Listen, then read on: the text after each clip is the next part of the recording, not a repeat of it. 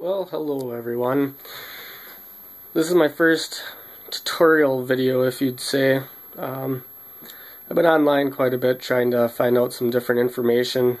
Just wanted to get started into airbrushing. It's kind of hard to find information out there for airbrushing for RC. You find a couple videos. There wasn't anything out there really for people that have never been into it, so I guess I did all the research and I'm just going to tell you a little bit about some of the stuff I found out. Basically, I got set up for, I want to say, 135 bucks. I bought a brush, I bought an air regulator, an air filter, and it came with a little air gauge so I had my right pressure.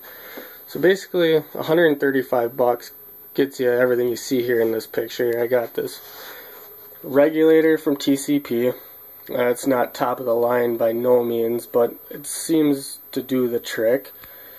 And I got the Iwata HP CR Revolution.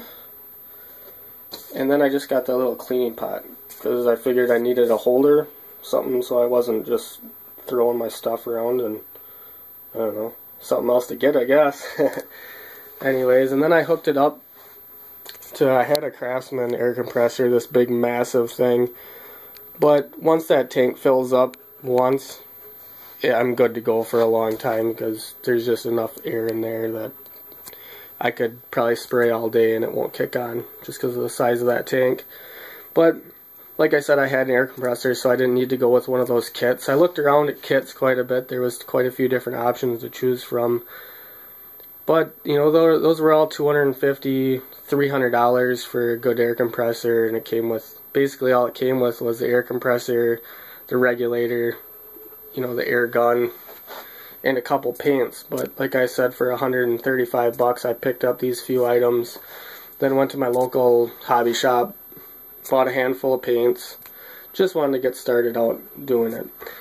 I guess one thing I want to tell you about the Iwata brush, it came in this little box. All you get is this box, and there's a little bit of styrofoam in there, pretty simple.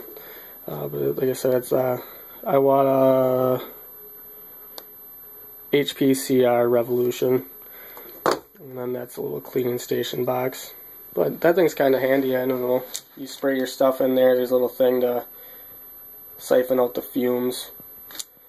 And it seems to work pretty good. I'll try and make a little video of how it works. I guess I never did it before, so I wasn't sure what to expect.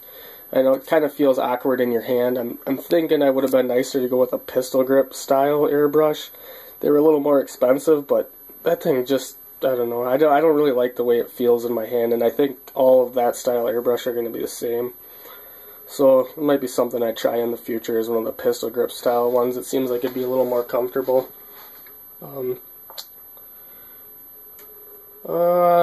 Basically, what I'm going to use it for is pretty much just painting Lexan RC bodies. This is a HPI Blitz with a J Concepts Bahar or BAJR body that I'm going to do. I custom mounted a Traxxas Exo wing to the top of it. Looks pretty sweet. It's just a pretty sweet little truck. I don't know, I've been in the hobby for about 10 years, so I've probably built 15, 20 different vehicles. This is the other body I'm going to do. Just a Revo Platinum. I got a big block in it, RBTM 523. Pretty sweet motor, I can't complain. The truck really rips, but I've always rattle canned all my bodies, and I've done some pretty nice stuff with rattle canning, don't get me wrong. But, you know, as you progress in the hobby, you just want to get a little bit more into it, try different things, and I guess that's what I'm here to do.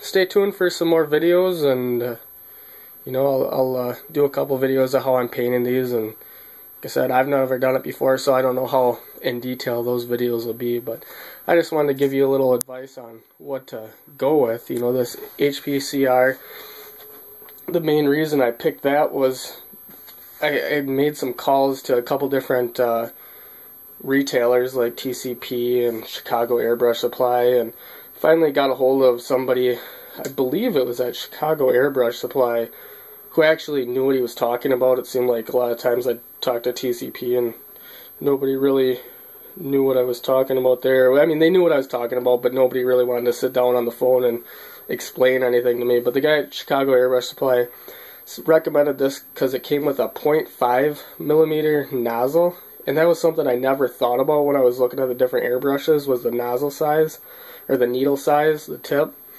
And he said with that 0.5, I won't have to reduce my paints as much. It'll shoot a little bit thicker paint, so that, you know, it saves me a step. I won't have to reduce my paints. You know, I can just dump that stuff right in a little cup and get good results. You know, it's kind of sweet. You just dump your paint in, push the little button down, pull back, and you're good to go.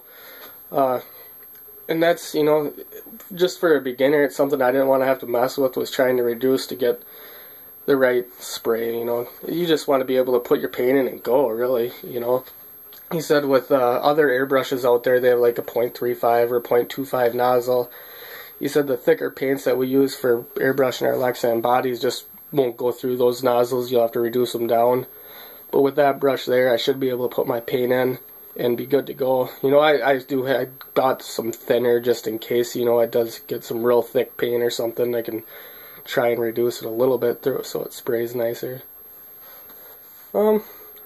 I guess, you know, go ahead, write some questions. If you got any questions, write them below in the comment box. Like I said, I did a lot of research, so I know a little bit about what I'm talking about now. I guess I don't know a whole lot about airbrushes in particular, but if you have some questions about what you're looking at and want my opinion, feel free to write them up. I check my email and accounts frequently. I get laid off in the winter, so I just play with cars and sit in my little hobby room. So if you got any questions, like I said, write them down below. Thanks, and I hope you enjoyed the video.